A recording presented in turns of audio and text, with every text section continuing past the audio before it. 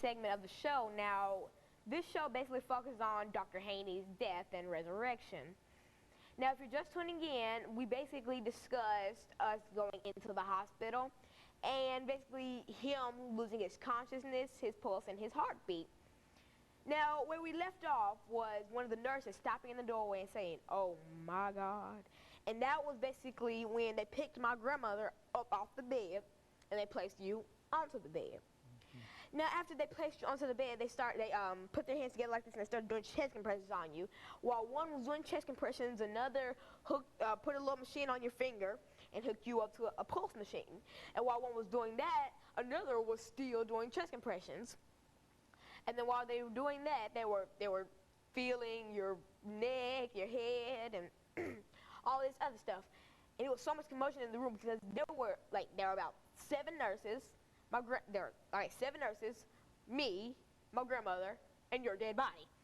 And so being in a room with 9 people in a dead body is not very comforting, especially if it's your grandfather's dead body.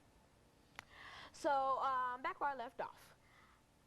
When the nurse stopped and said, "Oh my God," she had basically realized that you were dead. Well, in the process of dying. Basically like we all realized. So as they hooked you up to that machine, your pulse was a straight line. Like there was no pulse. You had no pulse. And then one lady felt your heartbeat. You had no heartbeat. You were basically a dead person because dead people don't have heartbeats. Dead people don't have pulse. And dead people don't have consciousness. They're dead. That's the whole point of being dead. You don't live. And so after about 10 minutes of you still doing chest compressions, of them doing chest compressions on you, my grandmother weeping and screaming and crying, and me sitting there shaking you and begging you to wake up, I stepped outside of the room and I got my iPhone out and I texted my mother and I said, "Mom, Papa just died." And after I texted her that, I texted my cousin saying, "Jordan, there's been a family death," and he had said, "Who died?" And I said, "Pawpaw." After that, he didn't respond.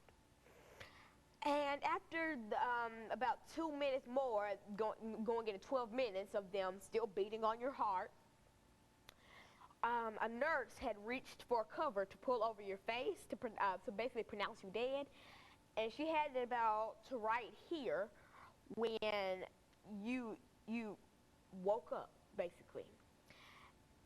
And when you woke up, your pulse started turning from a line into zigzags, and you were moving, and you moved your fingers, you blinked, you were looking up and down, and everywhere. And then you started laughing. You were like, "What are y'all doing to me?" And I was like, "Oh, thank you, Lord, you brought my grandfather back." Now, what I want to ask you is, how did it feel in that moment when you were dead? Like, did it feel long? Did it hurt? What did you experience? What did you hear? What did you feel? What did you see?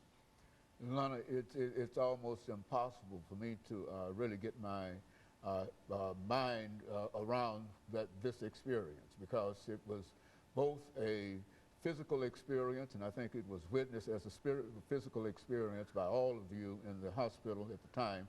But as far as I was concerned, it was a period in which I had lost consciousness, and I was in a period of complete darkness for a long time. But at the same time, when I came to see the situation that I was in, it appeared that on the right-hand side, I was laying down on my back in front of the pearly gates. And on the right-hand side was Jesus Christ, and on my left was St. Peter. And it appears that from what I was able to later reconstruct through my own consciousness, it appears that Peter had called me up in the sense that he had the responsibility of calling people out of life into death. And now, I know that might sound strange and all of these images and et cetera, but nevertheless, that was the experience that I had been called up. And another thing that was very, very peculiar to the situation is that while he had called me up, it seems that I was experiencing what might be considered the everyman experience of death, because I was in front of the pearly gates on my back with Peter on my left and Christ on my right, and Peter reading what I considered to be for a long time an obituary of me. But later on, I was able to sort of filter it out, and I was able to come to the conclusion that that indeed was my page in the book of life.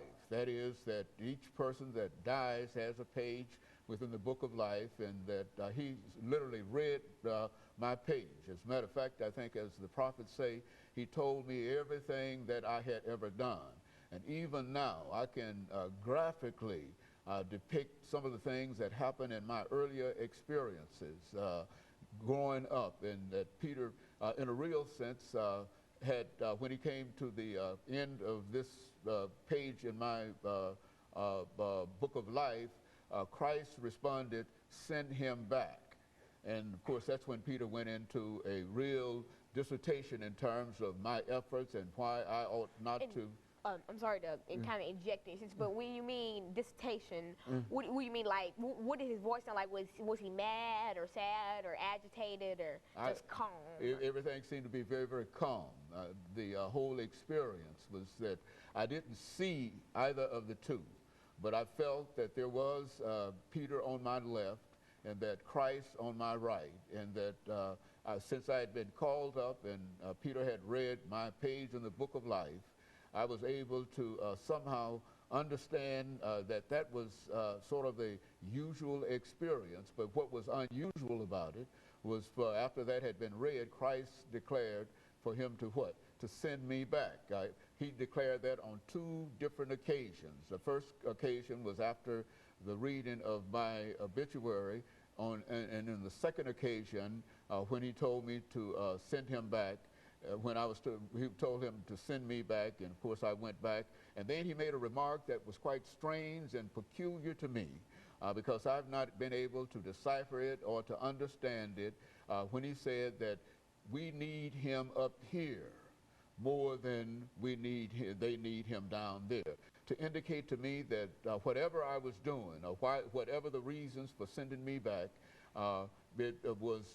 one reason was that I was needed back down here, but I was needed much more up there. Now, I don't know why I would have been needed. I did not enter into heaven. I did not go through the pearly gates, but that was the impression that I got when he said that we need him up here more than we need him down there. And of course, we can stop for this second commercial break, and then I'll get into some more discussions in reference to my odyssey, in reference to coming to some kind of agreement in reference to this. We'll be back with our audience following this very, very short commercial break. To the final segment of the show.